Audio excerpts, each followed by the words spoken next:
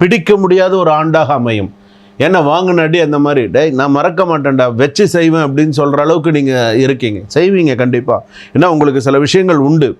அதே போல் பணவரவு, ஆனால் நல்ல மாற்றங்கள் சரியாக ஹேண்டில் பண்ணாவிட்டால் நிறைய பிரச்சனைகள் வரும். அதையும் நான் சொல்லிட்டேன். நீங்கள் சில விஷயத்தை சரியாக ஹேண்டில் பண்ணலை அப்படின்னு சொன்னால் உங்களுக்கு பிரச்சனைகள் எப்படி வரும்னே தெரியாது. கரெக்டாக ஹேண்டில் பண்ணுங்க. யாரை எங்கே எப்படி வைக்கணும், என்ன இந்த பாருங்களேன், நண்பர்களாக இருந்தாலும் ஒரு கை நீட்டினா எவ்வளோ தூரமோ அந்த தூரத்தில் வச்சு நீங்கள் மெயின்டைன் பண்ணிங்கன்னா வாழ்க்கையில் நல்லா வருவீங்க. யாரையும் அவ்வளோ சீக்கிரம் நம்பாதீங்க. அது யாராக மனைவியாக இருந்தால் கூட சரிங்க, வேணாங்க, என்ன எப்படி எந்த விஷயத்தில் நம்பணுமோ அந்த விஷயத்தில் நம்புங்க. ஏன்னா அந்த அளவுக்கு நிறையா பெண்ணால் கூட நம்பிக்கை துரோகம் நிறையா வந்துடுச்சு அப்படின்னு சொல்லலாம். அந்த அளவுக்கு இருக்குது.